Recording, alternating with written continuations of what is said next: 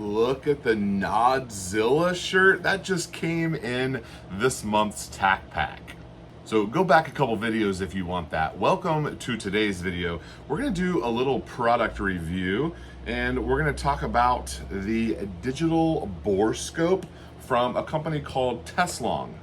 So we're not gonna do like a product unboxing. All of the normal stuff that comes in a box like this are in there. So I don't need to show it to you. I'm not gonna crinkle any wrapping or cut open any boxes for you. I'll do that on occasion, but for the most part, let's just skip to the good part. So this is the good part right here. This is a handheld, full color, high definition screen that allows you to stick the probe down your barrel and you can see what's going on. So this is the borescope right here. The business end down here, you have a little swappable mirror and it comes with several different sizes. Let me just tell them to you real quick here. A 22 caliber, that'd be good for 5.56, 223, probably even 22 long rifle, I would assume. Then you have a 243, which I don't know that I would ever use that one. That would be probably too small for 6.5. Actually, 30 caliber is the next one, so you would have to use 243 for 6.5 Grendel, 6.5 Creedmoor. And then the 30 cal, there's a 38 caliber and a 40 caliber. So several different sizes that come with the kit. You just screw the size on that you need and you shove it in the barrel. Before I bring you down here to the workbench, let's go over a couple of reasons about why this would be handy for a home builder. Now on our channel, a home builder does not build homes. A home builder assembles their own things. And for the most part, that's a pretty simple process. If you believe what you see on the news or spoken from the White House, it can be done in a dirty garage or a back alley. You can basically do it blindfolded, and most people can do it with just a pocket knife and a screwdriver. They also like to talk about how easy and how fast it is.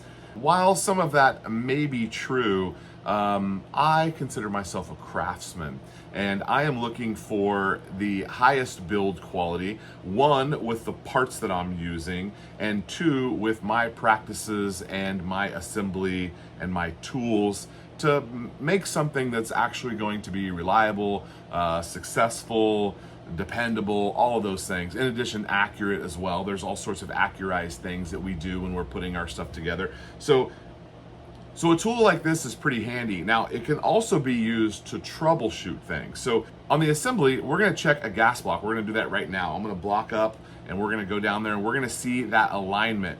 Now, there's some wizardry involved in getting your gas block to be aligned. For the most part, if you are using quality components that you purchased from a quality manufacturer that was sold by a quality retailer, for the most part, you can put that on there and make sure it's straight and you're probably going to be good.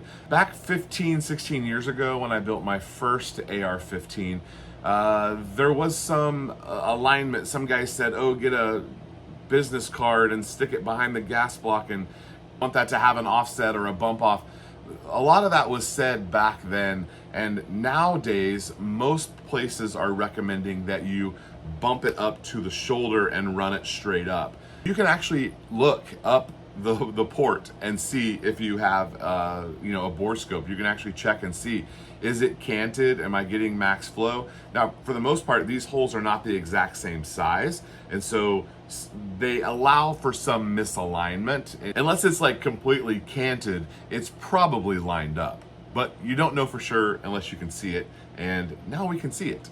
So the other part is for troubleshooting. It could be that you have a older gun that is not grouping like it used to. You could use this borescope and get into that chamber, take a look around in there 360 style and see, is it worn, things like that. Does it look like the edges are no longer sharp and crisp? And that could lead to some accuracy issues if it's not chambering the way that it was intended.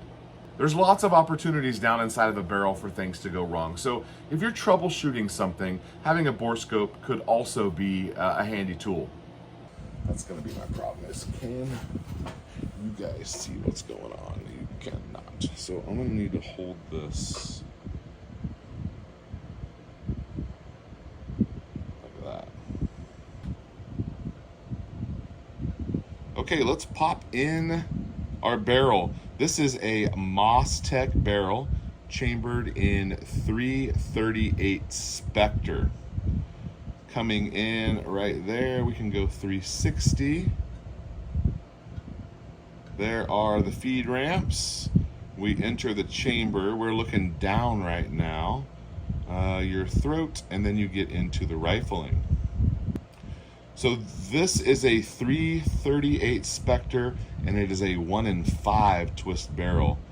I'm gonna try to follow the groove and twist with it here. 1 in 5 twist is pretty quick, quite a bit quicker than your 1 in 7, 1 in 8, 5.56s. Everything in here looks really nice. Oh, we're out. So there is our crown. You do want to check that and make sure everything looks good all the way around. Mostech being a high value manufacturer, they definitely check everything before it is sent out. Everything here looks really good. Oh, you know what? You see some buildup there? I did shoot some oil down here, so we're getting a little bit of oil that's collecting on the edge of the... Everything looks good. Yeah, rifling on there looks pretty good. I would not expect anything else from Mostech. They make really good stuff. Very happy with my Mostech barrels. Okay, while we're here, we've got an Aiken Arms barrel. There's the logo, and this is an 8.6 blackout. It's a 1 in 3 twist barrel, so we're gonna see quite a bit more rifling.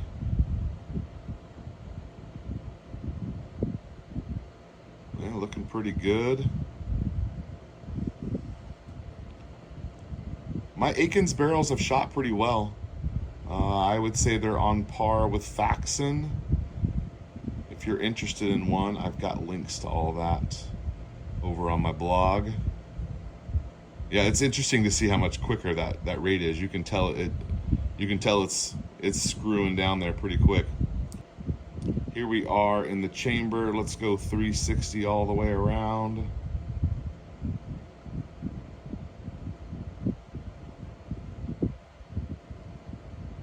Yeah, everything looks pretty good. All right, let's check a gas block. All right, this is a 5.56 gun, so we're gonna need a different mirror. We'll put that one back, and let's pick up the 22 caliber. Ooh, that's small. All right, here we are in the chamber. This is a 0 Delta barrel in 5.56. Actually, it's 223 Wild, and a pretty darn good barrel. I've seen some pretty good groups out of this. And rifling, you can tell that rifling is so much straighter than what we see from our faster twist barrels. This barrel is uncleaned. I've got several hundred rounds through here, and it has not been cleaned after the initial break-in process. We did no cleaning. Looks like we could stand to be cleaned.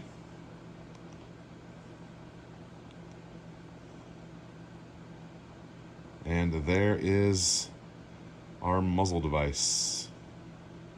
All right. Hey, there it is. Okay. Let's see if we can get some light in there.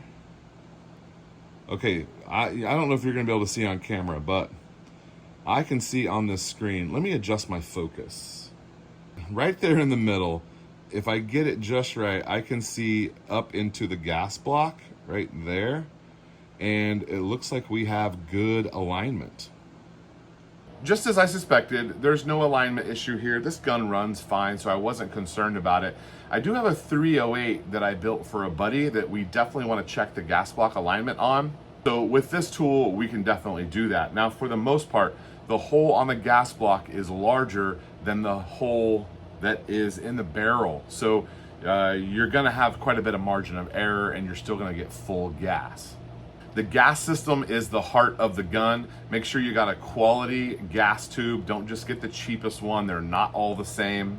And with all of the suppressors and things that are becoming more and more popular, I'm seeing adjustable gas blocks that are not as high a quality as they really should be.